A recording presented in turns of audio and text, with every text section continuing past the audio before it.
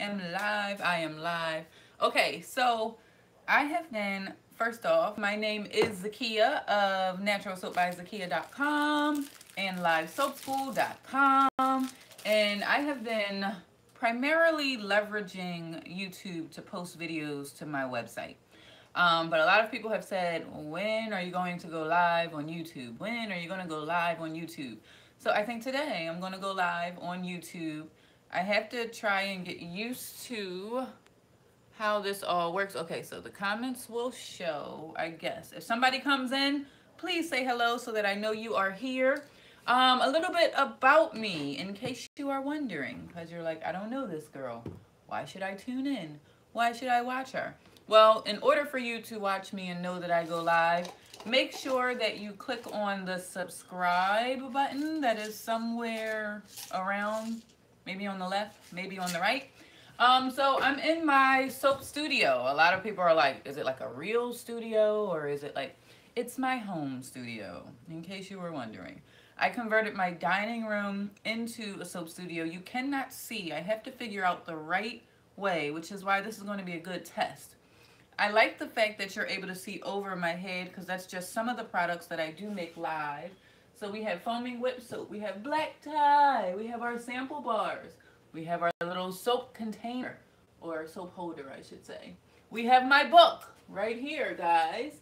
If you are brand new to soap making, I highly recommend my book. Shameless plug. It's not really shameless because I said it out loud, but my book is called The New Soap Maker's Cookbook, Ingredients for Success. You guys cannot see the table that I have below me, but it is covered with stuff because I am trying to get prepared for Valentine's Day, which is just a few weeks away. And I don't typically do seasonal soaps, but I will do like seasonal bath treats. So some of the bath treats that I'm making, for instance, right here, I like to call this one the Love in the Tub. It has a coconut milk bath at the top, but then it also has Dead Sea salt and mineral salt that I have colored purple, and the whole thing is scented in lavender. And of course there has to be a little bit of soap in there, so there is the soap that I made. So the soap is kind of to make you feel like you're drinking out of a straw, but not really, but that's why I put it in there. I was going to frost the top of this because they do have to ship, which is going to be annoying. Somebody had gave me the recommendation of just trying to use saran wrap or cling wrap. If you've ever worked with that stuff, it's a pain in the kisser. And I'm not going to say the other word because this is a family show. We typically have my daughters on the broadcast, but both of them are in school. So I'm going to try and wrap one of these to see how I like it with the saran wrap on there. And then you guys can tell me yay or nay in the comments, like, don't do it. Or go for it. But I cannot ship these like this because they'll just end up with the milk bath all in their package, which is no good. No mas. Do not do it. No, well, no mas is no more in Spanish, so it didn't really match what I was trying to say. But hopefully you're picking up what I'm saying. So I have, it's about 2,000 feet of cling wrap that it comes in. But let me show you. When you rip this stuff off, like, it immediately wants to cling to itself, which makes it annoying to work with. When I first started wrapping my soap, this is what I would wrap it in because that's what I had access to. Or I would just hand my neighbors and my friends and my family a bar of soap and be like it, love it, rub it, hug it. All right, so if I put this on here and try and seal it down as much as possible, it starts to look disgusting down at the bottom. So we're gonna have to try and come up with something else. And if I turn this over, I have a oh, no, it doesn't move. It does not move. Okay, so the bottom, ignore the bottom. The bottom looks like crap. But it's serving its purpose in that the milk bath is not moving. So if you have a milk product or a bath salt product and it's an open top, cling wrap might just work. Cling wrap might just be the solution. Now, you're going to have to find a neater way. Let me show you closer. You're going to have to find a neater way to, oh, here, there's the camera. There's the camera over there, not over here. I'm thinking it's over here. You're going to have to find a better way for that to go on, but otherwise, it's pretty darn good. So we have these. Then we also have the Bubble Bubble Love in the Tub. I know my name is really exotic and exciting, but you get what I'm saying. So this one here is this like a martini glass? I know this is a wine glass, but the idea is they get two, and it's pretty cute. And then they also get a bar of soap, regular soap.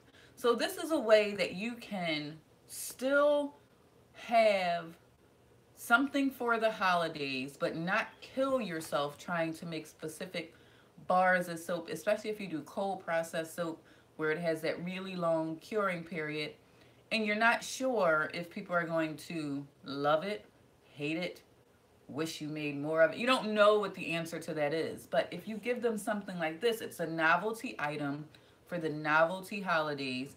So this one here, it actually has the bath salt at the bottom. Then what I did was I broke up a bath bomb to make it look like it was, I don't know, sprinkles. So we could have a strawberry daiquiri, although this one is passion fruit. It's scented with passion fruit. And then what I did is I made these little melt and pour flowers. Sorry you guys can't see my table. I'll get a better angle in a minute. I made these flowers. If you have a mold, you can make these flowers. And I stuck them right in the middle. So it looks like there is a flower growing out of here. Now we're going to try again with our cling wrap film, which is a pain in the butt. You already know that from our last trying of it. There may be a method of ripping this off so that it doesn't cling. I just haven't figured that out yet. I have not figured out what that method is. So when I go to rip it, all right, if you don't allow it to touch itself, you're in much better shape. Now I'm going to take it. This is the serious part right here, guys. And pull it on as tight as it will go. And I'm so nervous about lifting it up. So now you can see what the inside of that looks like. So it looks like there's a flower growing out of the grass and it's in a little wine container. So I'm guessing, like seriously, I think I could just cut around here because it'll still cling. And then that way the bottom doesn't look so janky, as I like to call it. Or we can make that the ribbon at the bottom. Let's see. Let's see what we got. Alrighty. Twist, twist, twist it, twist it. I don't know. How many of you have ever seen the show Friends, where they are trying to move, I think it was like a king-size bed up 2 flights of stairs, and I don't know if it was Ross, one of them, I think it was Ross, he just kept yelling, pivot, pivot. So instead of pivot, we have to twist it, and it is now twisted on the bottom. And I guess what I could do is add a little piece of ribbon down there, and that becomes a nice Valentine's Day treat. And it's not a whole lot, you know. You have mineral salt, you have Dead Sea salt, and then there's also the bath bomb. So basically someone would get this and they can take out the little flower if they want to, or they could crumble the bath bomb ingredients as well as the salt. Now, if you guys know anything about salt and bubbles, salt kills bubbles in the tub. However, because it's still that bath bomb mixture where it has the great ingredients, it has a ton of cocoa butter in there, it'll still feel good on the skin, and because it has that red, it's going to color the water. So I wouldn't market this as like a bubble bath something, but I would market it as a bath treat, some kind of bath treat.